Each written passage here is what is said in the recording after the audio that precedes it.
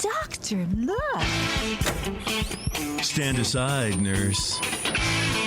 I'm Dr. Homebrew. Stand clear.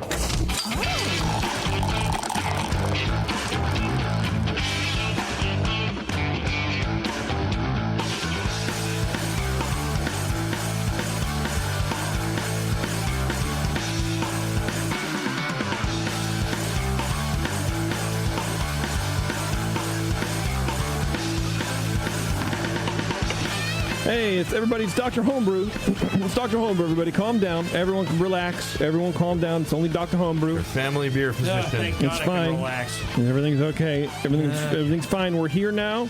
We're going to drink your beer, and we're going to tell you how good it was. They take your vital signs, too, which might not like that as much. It's true. Well, or you might. You never know. And that's how it works here.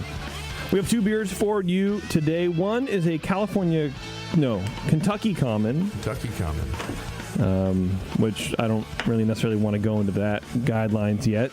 And then the other one is another Bell's Two-Hearted clone. Oddly enough, we just had one a couple of months ago. Yeah. What? We did a show with the Bell's clone. So I'm pretty excited about that. It's not often you get this trend of clone beers. Let me drink this tasty water first. But this is Bell's official. So as you will recall from a few shows ago, we were at HomebrewCon and Bell's was there with us hanging out. That's right. The founders, Not like me, but the big wigs, the honchos. That was really fun. Yeah. That was terrible with a names, super fun yeah, show. but- John Mallet. Yeah, John. And then Mallet. It was and really a fun to few of finally his- meet John Mallet. I've read so much. I read his book. Didn't he write the book on malt? I don't know. I swear he wrote the Brewers Association malt book. Brian's going to look it up. He's such a nice guy. And just the Bell's folks were so nice and just such cool people. It was really, I remember going to the actual Bell's location in Kalamazoo, and God, it had to have been 10, 15 years ago with my ex-wife.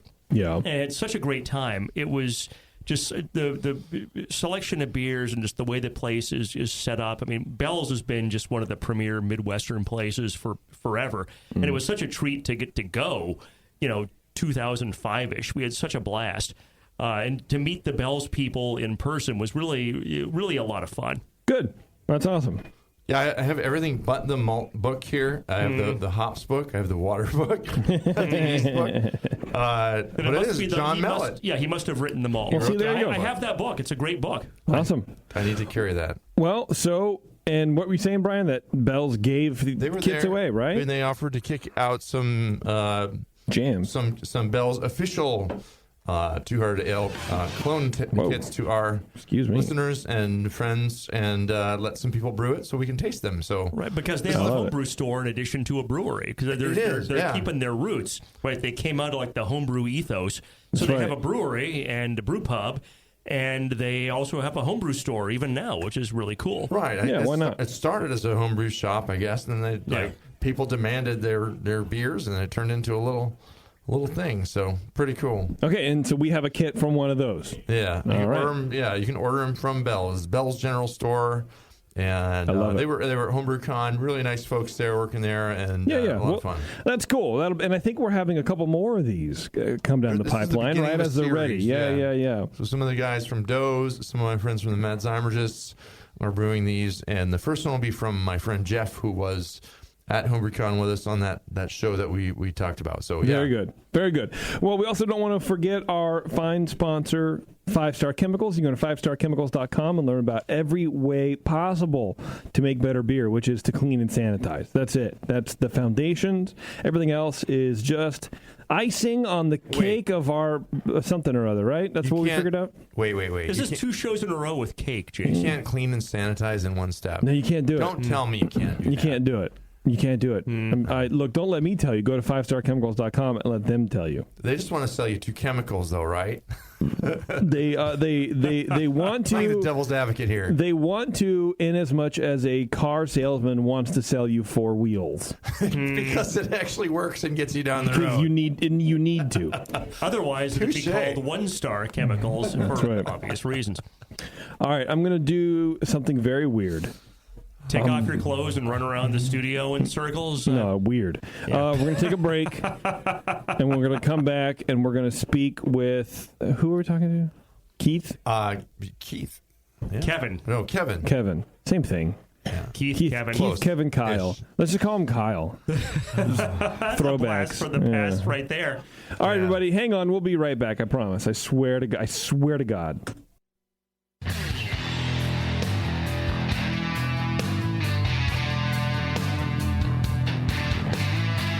Now, back to the examination. There we go. See, it wasn't that long at all. You online listeners. Yeah, you guys are panicking Where's my 3-minute song? for no reason. Everybody who downloaded it got to listen to 16 commercials, probably. I hope so. That would be I'm great. Ted Danson telling you why you should buy Smirnoff Ice. He's on some app or some garbage like that. You're in for a real treat. Shut up, Ted. It's like 15 seconds. They paid me to tell you in 15 seconds to drink Smirnoff Ice. So drink Yeah. Smirnoff Ice. You were married to Whoopi Goldberg. What do you know? I think Whoopi Goldberg's pretty cool, and frankly, I always thought she was a little hot. I'm serious. Wow. She was Guinan on Star Trek: The Next Generation. How can she not be hot? Look, Makes a nice THC butter thing, I guess, too, like a chocolate. Oh, really?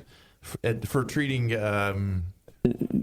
EMS kind of things. You're not. I like how turning you me said off that in on hushed Someone who tones. tried it. You said that in hushed tones. Women's period. Women's problems, Yeah. THC. Okay. Yeah, THC is good for curing a woman's period. Lord, Okay.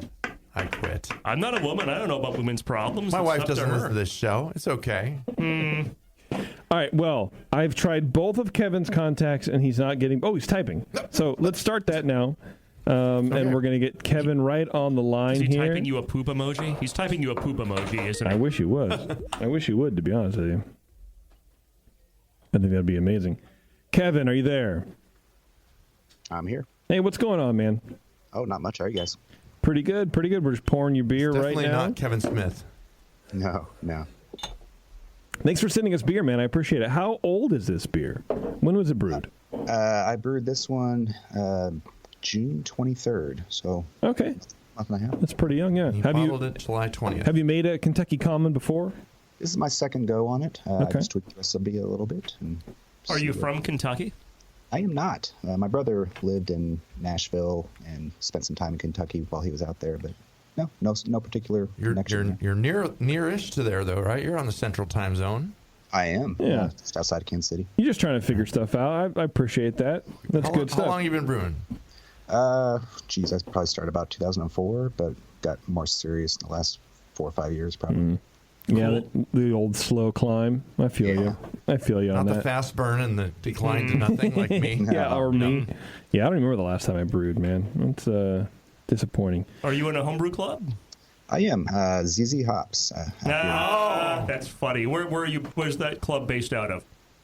Just east side of Kansas City, so we're sort of Lee Summit, Raytown area. Very cool. That sounds great. Excellent.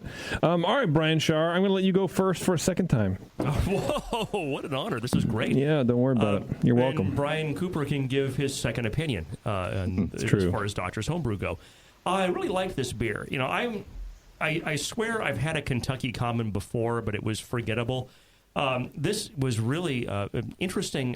Thank you for sending this, because it's a style that I don't have a lot of experience with, and I kind of want to go seek these out now. Aroma was 9 out of 12. Had a low toasty dark malt character, low caramel, no hop aroma. That's okay in this style. No off aromas, no diacetyl or DMS. Didn't get any obvious corn, and did get sort of a low berry / grape ester. Appearance 3 out of 3. Colors light brown or copper. It's right on that border. Crystal clear. The head is low but very persistent, so very, very nice appearance. Flavor, initially the flavor is caramel and toasty dark malt. Some low bitterness comes up to just balance, kind of in mid-palate. The balance is a little toward the malt. The bitterness never quite gets up to the malt, and that's okay. I like the flavor the way it is, with the bitterness being in a sort of a supporting role here. It's well attenuated. Finish is long and malt focused. Corn isn't really noticeable, but it's not supposed to be. And after Brian and I have have reviewed this, I'm definitely curious to find out what your malt bill was if you had done this all grain and how much, if any, corn you put in. So we'll talk about that later on. Flavor, 15 out of 20. Mouthfeel, 4 out of 5. Body's low. I knocked at one point because carbonation was a little on the low side. This is a style that, from my extensive reading of the guidelines just 20 minutes ago, like I'm some sort of authority on this. Right. This is kind of like California Common in the sense that it was brewed quickly, served quickly, kind of fermented in the serving vessel, which was the time a barrel. So the thing would build up really high carbonation. This doesn't have to be like a Belgian triple where you have to have like a thick bottle and you're having 4 volumes in here and you're in danger of the thing exploding. But a little more carbonation, I think, would have been welcome in this beer. There's no warming, which it shouldn't have. No astringency, so that's fine. Overall impression, 8 out of 10. It's a really tasty beer. Of a style that I really haven't drank a lot of and really would like to drink more of. Frankly, I've said this for the last 2 beers of the shows we've recorded. We've been very fortunate. I would drink several of these. I would pay money for one of these. It's a great flavor. It's proof that a beer doesn't have to be 10% to have a lot of flavor and a lot of complexity and a lot of character. It's flavorful and interesting. Again, the biggest complaint I had, more carbonation, would have really, I think, improved this beer somewhat. I gave this 39 out of 50 overall, so that is an excellent score, Jason. Whoa. I thought it was an excellent beer, and I will drink some more while Brian Cooper talks about how he scored this. Yeah, this is definitely very good beer. Yeah. I really appreciate this. I appreciate this beer. Go ahead, Brian Cooper, please, if you wouldn't mind. Okay, so for those that don't know, the beer, Kentucky Common, is... Overall, it's a darker colored, light flavored malt accented beer with a dry finish and just interesting character malt flavors. Would it be fair to say, like, to me, it's sort of reminiscent of an amber ale? A little bit. But lighter body. But like sessionable. It's refreshing with the high carbonation and the mild flavors. Highly sessionable due to being served very fresh and with restrained alcohol levels. Yeah. The guidelines That's just the overall impression. Like a cream ale with dark malt. There's a lot of history about it. If you're interested, go to 27B in the BJCP guidelines and read that history there. It's pretty interesting. Yeah. Kind of based out of Louisville, Kentucky area. And, spread from there and then died out. And now homebrewers are reviving it. And it's, just one of those interesting styles that's had a life of its own over the years for, the last 100 years pretty much. And now it's come back. So in the nose, I get a low, clean malt, notes of biscuit and light caramel. I feel like I got a hint of chocolate in the nose. I get like a pale chocolate like a thing pale coming chocolate. through. And to me, that seemed a little out of place because it's not necessarily supposed to be there. Nothing in the guidelines screams chocolate. I get it more in the flavor. They can lean towards the darker side, and this one's kind of like middle of the road for color, so it wasn't like a darker version. So it seemed a little odd to me, but again, not a big deal. It's no DMS, no diacetyl, just nice and clean and pretty light overall. But although, that said, it's a light beer, but there's a lot going on here. There's, a lot of malt aromas in there. So the complexity is actually pretty nice. There's a faint sweetness to it, but not overpowering at all. Just a low floral hop. Fruity esters are kind of backgroundy. It's an inviting aroma. It's like, oh, this is interesting. Let's take a sip of this. Or, well, let's look at it first. So it's a semi-dark amber and very clear, creamy off-white head of very fine bubbles. Persists quite well. I actually gave it full points for appearance, 3 out of 3. Flavor-wise, medium maltiness up front. And here I'm getting notes of like a dark bread crust-like with low caramel. I'm not getting the chocolatiness here, so I'm like maybe just kind of off my rocker in the nose, and something is reminding me of chocolatey, pale chocolate.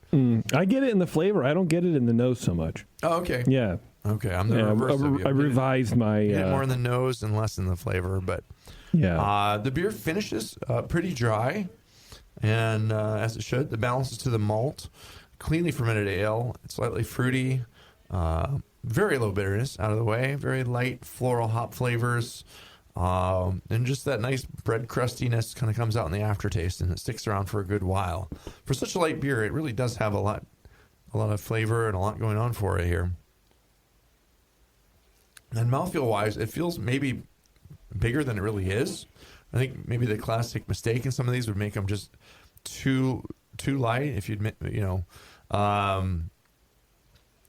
want it to taste like water. You want to have something there. It needs to be malty enough and substantial enough and have enough carbonation to drive a lot of flavor and keep it interesting. So, there's no astringency here. It's nice and creamy, smooth, soft as it should be.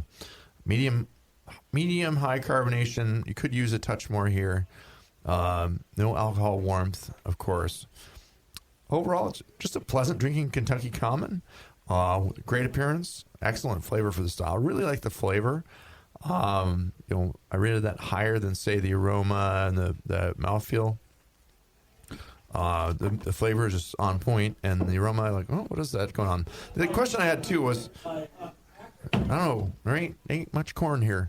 It should have kind of a corny presentation, as I think Brian talked about a little bit, but I'm not getting a lot of corn here. It's like kind of a grainy corn-like note that's not coming out, but it's really interesting for what it is. And maybe it is expressing itself more like an amber ale in a way, like a light amber ale light. Yeah. But it's a really nice beer. I don't want to knock on it because it's just like, maybe it's a new style. I don't know. And Kentucky's have, there's a range to them, of course, like a lot of beers. And it is fairly refreshing, but I think, pushing up the CO2 a little bit is going to make it a little more refreshing and, make it pop a little bit more. The malt flavors and aromas actually come across quite strongly here. So it's interesting for such a light beer. It's really expressive as it is. And a little more carbonation is going to drive some of that even a little bit more. So then you may be able to even back off a touch on some of that, especially even the darkest malts. Just pull it up a little bit and maybe find a way to push up the corn-like notes. Or maybe the corn may just come through and it'll, lighten up the body a little bit if you do back off on some of those malts. So, but still, just very good job. It was hard to score this beer a little bit, but I gave it a 36. I thought it was a very good Kentucky Common and an interesting way to express that style. I also don't have extensive experience in it. One of my local breweries, Shadow Puppet in Livermore, brews a Kentucky Common and have some fun with that. So I guess a very popular beer of theirs, especially early on until they put out a hazy IPA. But that's their until they shit themselves with a hazy IPA. Well, Kevin, hey man, why don't we get the recipe from you, if you wouldn't mind, and maybe we can just start there. Yeah, absolutely. So I tried to nod towards the historical as much as I could, but you guys were on point with the pale chocolate. I snuck a little bit of that in there. All right, so it was about 63% two-row, 20% flaked corn, and 10% 6-row with about 5% pale chocolate, 2% Crystal 40, and then just a few ounces of Carafa 2 for color. The first time I brewed it, I had a little bit more Carafa 2 for color, and I just thought it was a little too roasty, so I backed it off on this one. And now I'm thinking maybe I could have used a little bit more roast. But I think you were fine. I think more roast would have put this maybe out of style. Yeah, I mean, if we're talking that maybe the pale chocolate potentially hides some of the corn, I wouldn't put more roast in it either. Pale chocolate to me was, Brian, I don't think liked it as much as I did, but I thought that pale chocolate was perfect. No, I loved it. I would actually take a skosh more, but I'm in love with pale chocolate. If I could marry pale chocolate, I would do it. But the style doesn't call for chocolatey No, flavors. It doesn't. You're absolutely right. I would back it off a little bit, about half. Well, you maybe still use it as your secret weapon, but it's just obvious to two of us here in the room and jumping out. So it's such a light beer. There's not much to hide behind. So just lighten it up a touch. Like, here's my secret weapon. Well, I guess we have to figure out, Kevin, what do you want out of this? Do you just want a better drinking beer, or do you want it to style to enter in competition? So more the latter, and it's so difficult to judge. I judged one, loved it, and that's why I started brewing it. And, nice. But there's not really a lot of recipes to riff off of, and so what Cooper's saying is 100% accurate. Back off the pale chocolate, let some of that corn come through, and maybe even bump up the corn a little bit, or like use multiple corn sources. Use some corn in your mash and do some more more flaked corn, and just just mix it up. Sure.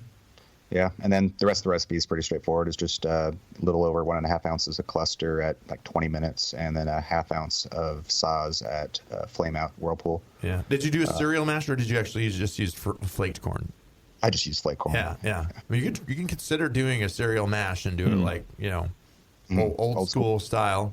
That might be a different way it'll come across. You can still use some flaked corn in it too, like I said. So you get best of both worlds, but. I think just cooking that corn material and combining it with your mash, once you've gelatinized all the starches in that, and did you use 6-row barley? I did. I had about 10% of 6-row. Okay, that's right. Yeah.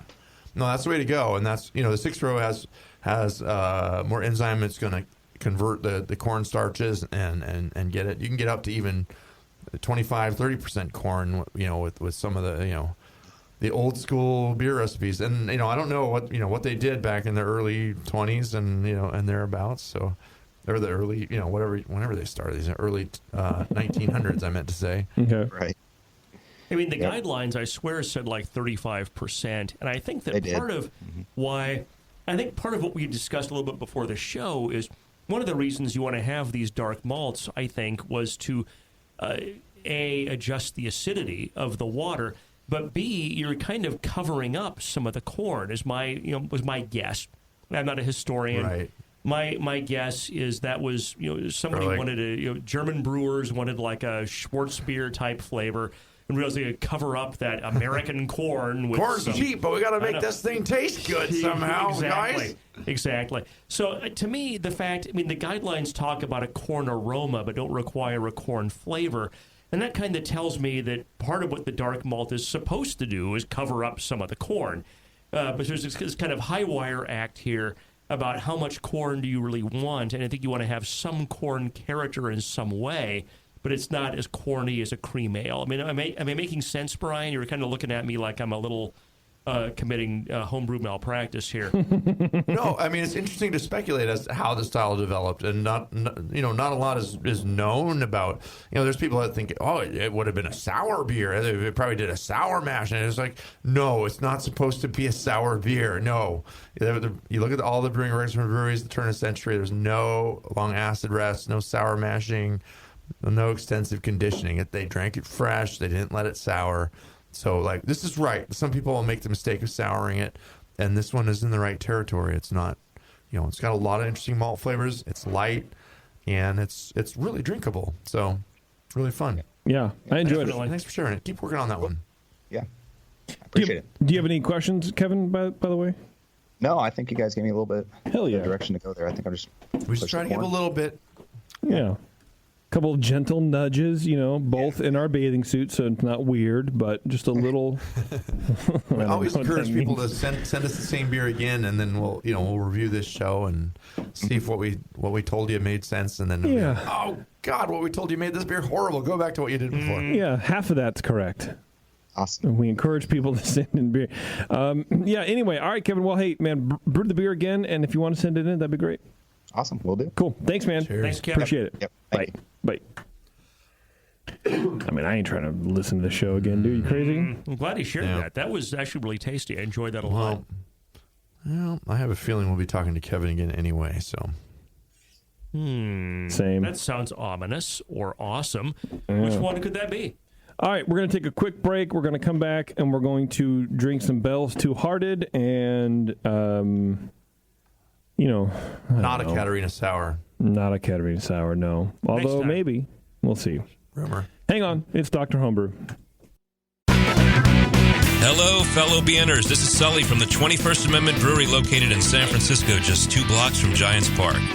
Before Nico and I opened the 21A and before I was a professional brewer, I homebrewed on my small 4-burner apartment stove in a back house in Santa Monica, California, making my extract brews before graduating to the daunting idea of all-grain brewing.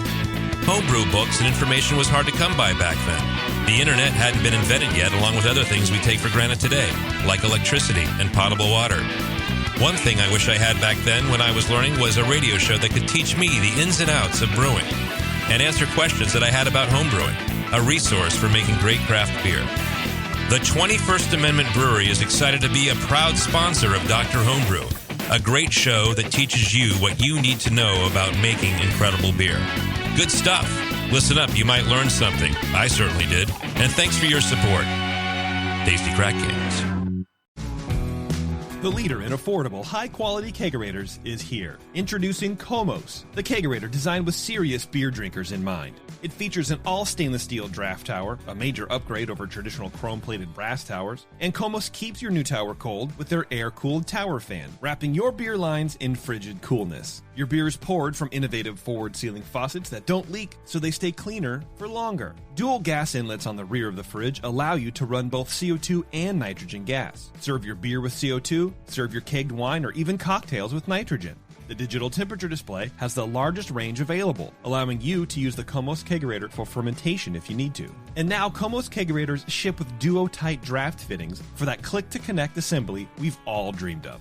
Buy direct from KomosDraft.com and receive free shipping on your order. That's KOMOS Draft.com.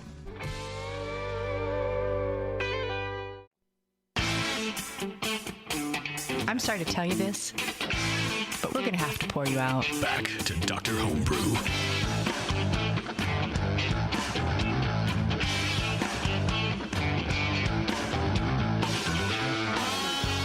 All right, thanks for hanging out, everybody.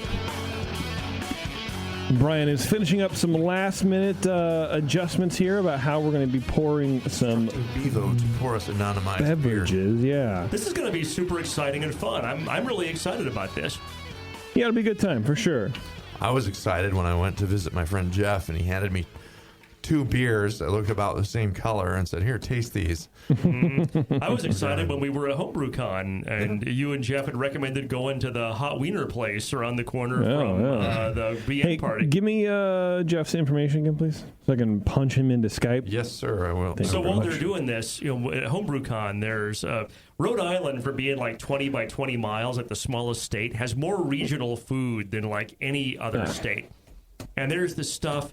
Yeah, we've already talked about hot wieners, talked about hot Brian. wieners? Yeah, We what did. the fuck's wrong with you, dude? Because I love hot wieners. I would eat some right now if I had if they Talking were about available. wieners. I always You talk really about need wieners. to talk about them. Especially hot wieners. So, what are we doing here, Brian? What are these anonymized beers we're talking about? So we have the Bell's Two-Hearted Ale clone kit that a friend of mine brewed, and then we have the actual Bell's Two-Hearted Ale. Okay. And we haven't judged these yet, so they're just going to be presented anonymously live to us, and only Bevo knows which one is the homebrew and which one is the Yeah, I don't think we need to commercial beer. necessarily judge them. I think we can just talk about how accurate they are, Right. and then maybe just do a score on the fly. It's sort of like a commercial calibration. Jeff, what's up, dude? Yo. How's it going, man? Hey. Did you take my... Fantastic. Thank you for asking. I hope you're having a pleasant evening. No, it sucks. I want to man. die. It's an Yeah, awesome that evening. figures. So if we balance out sucks and awesome, does that become pleasant? No, it becomes slightly annoying. Finn misses the beach, dude. We had a lot of fun down there. Thanks for I hand carried this homebrew up and the commercial beer up from Santa Barbara, and we still miss the beach. It's a lot of fun. Well, down there you go. Did you literally hold the bottles in your hands while like your wife drove? That's probably why they're so warm. Oh, Yeah, he didn't want to tell you, Jeff, but he's like, dude, these are like 150 degrees. Like, he put them in the oven on warm. I kept them in my I put them in my car all day today, but inside a bag cooler, so they might be a little warm coming out. But there was It'll ice be all packs right. in there. It'll be all right. They feel cool. Livermore is only 100, right? Jeff, when was the last time you brewed with a kit, like a homebrew kit? It's got to be like a weird flashback for you, right? Yeah. No, that's a long... Hell, I don't even know. Long, arduous journey since then. Over 10 years? You know what? Maybe the last time I did something was I ordered a Russian River consecration kit. Oh, okay, all right. Okay. How'd that for turn more out? beer, just so I could get some of the wood. You know, you got to get some wood. You got to do You it. got to get wood. How did that consecration turn out? Pretty damn tasty. Nice. I should say. Yeah. So we're all just kind of hanging out here thinking about getting wood, I think. They send you a piece of wood with those consecration ale clone kits, though. It's nice. From the barrels, from the actual consecration barrels. That is really cool. How did this kit work out for you, Jeff, as far as, other kits you've used? And just take us through a little bit about your brew day with the kit receding a little bit into your homebrew experience. Yeah. Well, I mean, first it was amazing because it was free, so there's that. Well, right. Right. They were super cool to provide a kit at the Homebrew Con. Nice. And so they quickly got it out, which was cool. The thing I guess that I've noticed, and we'll let the judges be the judge, but the thing that I noticed was that it's sort of up to you to screw this up. Sure. Because you've got their hops, you've got their yeast, their house yeast. Yeah. And so, it's really just up to you to screw it up at that point. And I think there's probably some water situation you could deal with. But otherwise, the kit's pretty simple. Sure. And yeah. Okay. And then how did you get the two-hearted? Because you can't really get that out here, right? Well, I'm in a unique situation down in Santa Barbara where we can get it. Oh, but not necessarily properly? No, you can get it at the store. So I'm in essentially Southern California. So I'm in like the best of the best. I can get Russian River and Bell's. So what? Yeah, and thinking about it now, like I've seen Bell's Two-Hearted on tap every once in a while up here too. So yeah, I guess it is. It's not the shady black market. It's legit whenever they want to send it out, I suppose. So you can actually go to store.bellsbeer.com right now and order one of these if you want. They also have the official, which is their hazy IPA. I'm just giving them a free plug because they were so cool to come on the show. They were really John cool. and everybody that came on were just super cool people. Yeah. And they gave me a free T-shirt from the Bell's homebrew store there. The nice little shop that started it all, I guess. So that's cool. God, I should have chatted those guys up more. I didn't get a T-shirt. Yeah, I didn't get one so either. You can Brian. buy that, or it's the Bell's General Store online. You can just order one of these. We won't give it to you for free, but yeah.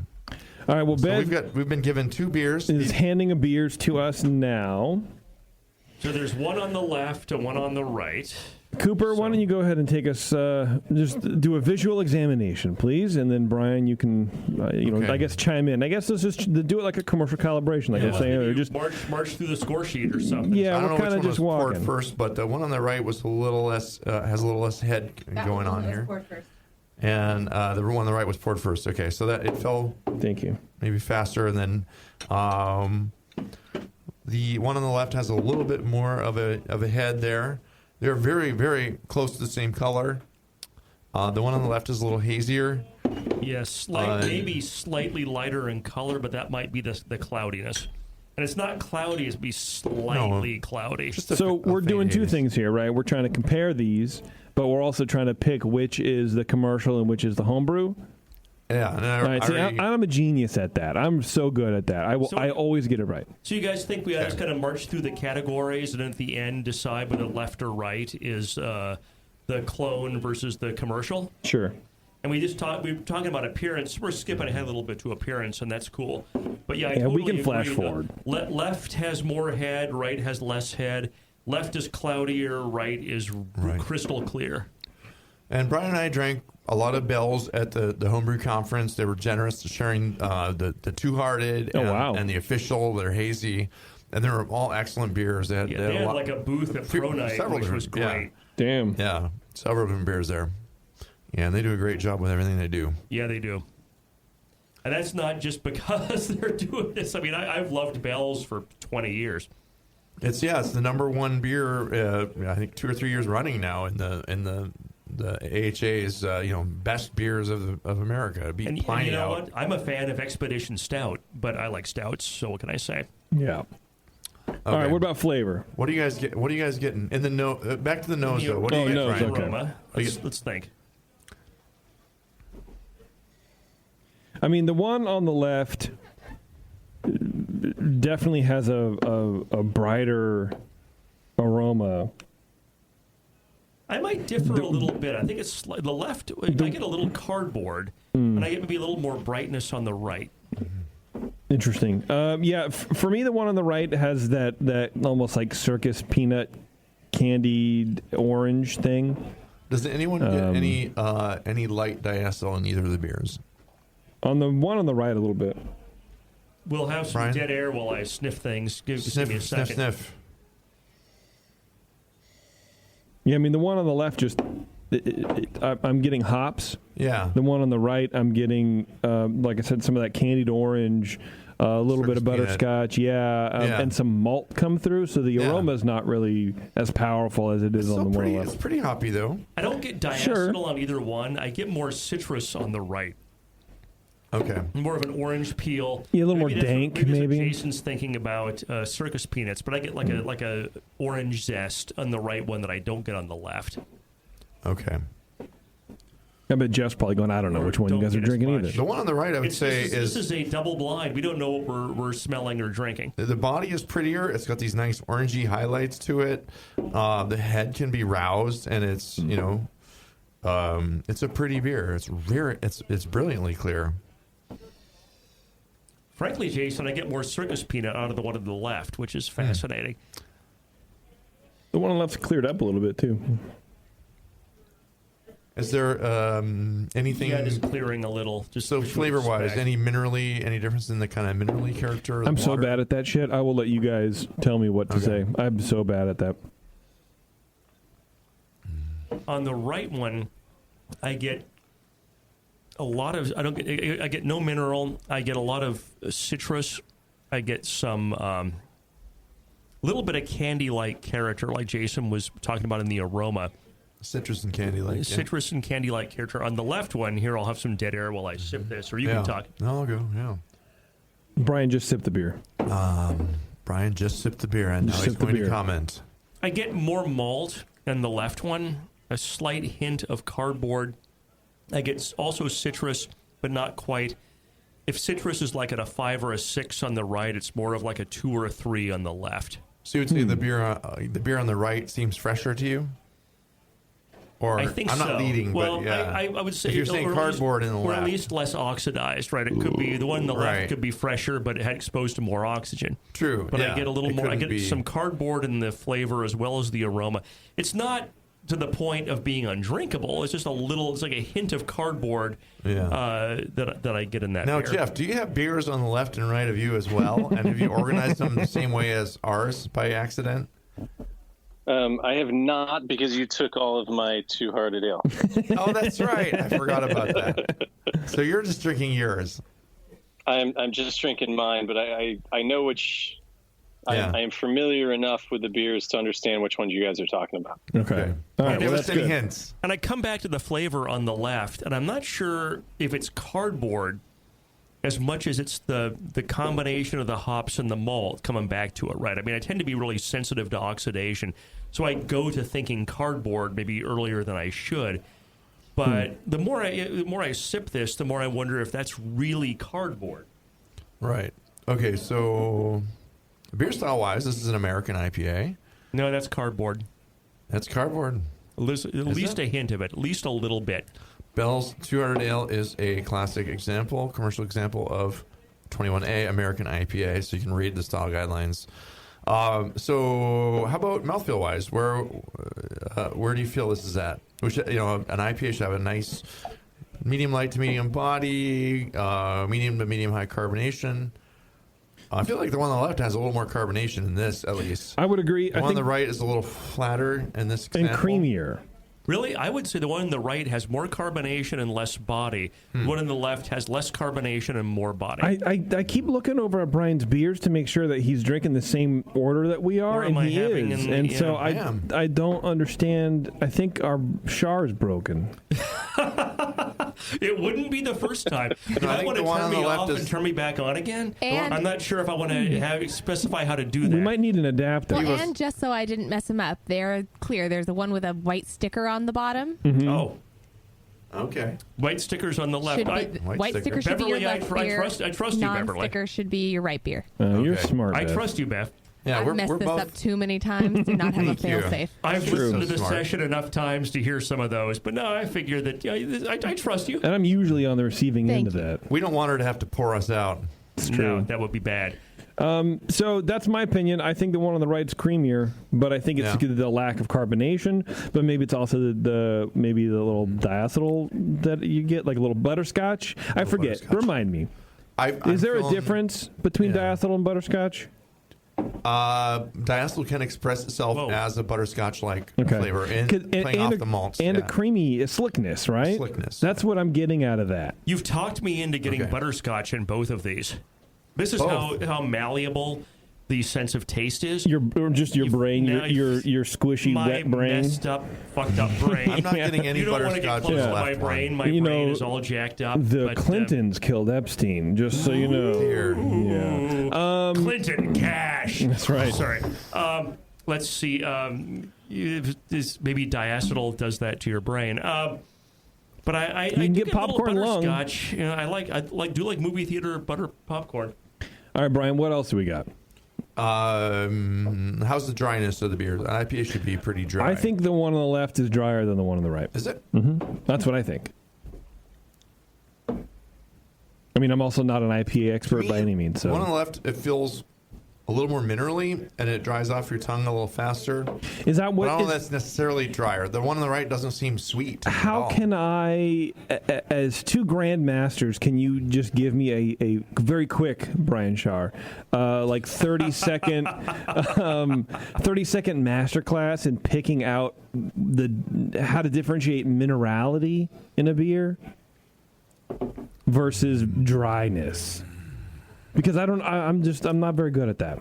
Dryness is how sweet versus not sweet the beer is. If it's sweeter in the finish, it's less attenuated. If it's less sweet in the finish, it's drier. Minerality has to do with, do you taste something like you're licking a rock? Yes. Do you taste salts or just plain salt or something in addition to how sweet or not sweet the beer is? Does that make sense at all? Yes. I would add it can accent the bitterness and the hop characteristics. So, absolutely.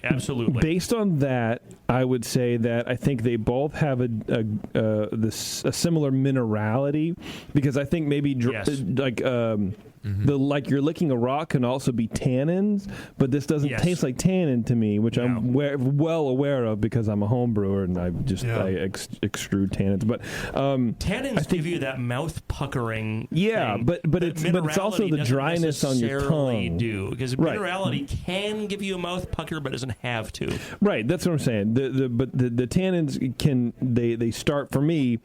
It's like the center part of a cat's tongue where it's like sandpapery. That to me can be tanniny. I think the minerality is different than that. But when you said salt, I can get a little bit of that on the one on the left. On the one on the right, it's just kind of minerally. Right. So there's a difference in the water profile. I think if I'm dissecting your brain, I think you're dissecting my squishy brain correctly. The classic homebrewer adjustment is calcium sulfate. It's gypsum. You know, adding a little gypsum to your water to get the calcium you need to make your malts convert happily. If you have low calcium or a malt that needs help converting, or and sulfates, which And it's a part of Burtonizing your water too. But then there's also a lot of other minerals that go into it. So like minerality probably isn't even really a word, but like there's magnesium, there's sulfates, there's chloride. Chloride can accent the sweetness of a beer, and sodium. There's all different minerals that do all different things, and we should just let Jeff talk about minerals in water for a while, because he's a master level judge almost. Once we get his exam results back, I think. Minerality is a word. It's a non-scientific term used to describe flavors that smell or taste like rocks or organic matter. Yes. Soil. So I wasn't talking out of my ass. I mean, maybe, but... okay, I was. Yeah. Partly. Okay, well, we got minerality out of the way. Okay, bitterness? I now think I understand. Bitterness. Is one more bitter than the other? That's hard because I feel like one is sweeter than the other. I think one is drier and one is not as dry. The one on the right. But it could be some of that sweet, creaminess of the maybe lower carbonation. Could it be because the lower carbonation? Yeah, low carbonation, maybe some of that butterscotch. I think there's a little more creaminess there. Yeah. I think the one on the right is a little more bitter. Okay. A little. I think the bitterness is close. To me, I'm like, so like the left one has like, I felt a little more mineralness, and that's accenting the bitterness in a way that's kind of biting my tongue more, along with the increased carbonation in it. So, to me, it feels more bitter, but actually I think they're probably about even. If this one was more carbonated on the right, it would be about even. Yeah, for sure. And I want to emphasize, we're talking about small differences here. I think these are, in a lot of ways, really close. Right? Yes. We're talking about how these are beers that are, cardboard or carbonation. The flavors and aromas and characters of these beers are really tightly grouped here. Yeah. Yes. I agree. Okay, so which one is the homebrew? Can you guys guess? Brian Shaw, guess right now. I am guessing left solely based on it being slightly more cloudy. Okay. Wow. I'm guessing the cardboard. I'm guessing the right one is the homebrew. Okay. That's what I'm going to guess. Because it's a little undercarbonated. Yeah. It's a little there's a little diacetyl thing. Those are really the only two things. Actually, to be honest with you, mainly it's the carbonation level. Right. For me, it's a little too low for, unless it's a growler fill, in which case then I'm just all bets are off. Can Bev tell us which one was? I happen to believe or know that the one on the right is the homebrew, and the one on the left is the Bell's. Bev, can you confirm or deny this, please? I wrote it down also. Left was Bell's. Left and right are hard to remember. Right was the homebrew. Okay. All right. Oh, man. Oh, Brian Shaw. So, I totally lose this game. I want to let you know that I my streak is intact. Yes. Very well done, JP.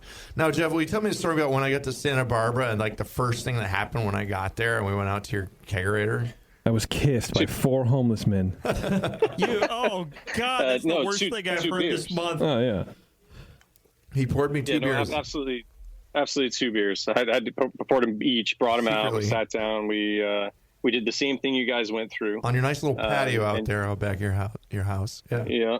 And so it is a question of one of them is a little bit undercarbonated, so mine's a little bit undercarbonated. Also was in a growler that came up on Sunday to now. So there's that. The ones that we tasted on your patio, though, were more evenly carbonated. There wasn't a big difference. Yeah, was it harder to determine? It was hard. Jeff, did he get it right? Did Brian guess correctly?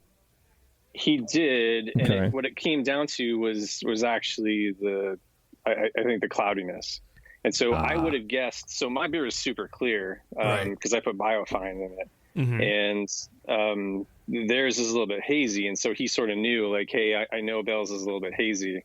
Yeah, I remember having so that's sort of how he had sort of picked it out. Haze and I didn't realize mine was going to come out so clear compared to Bell's. Otherwise, I probably wouldn't have done the. You didn't realize that you were going to be too good at it.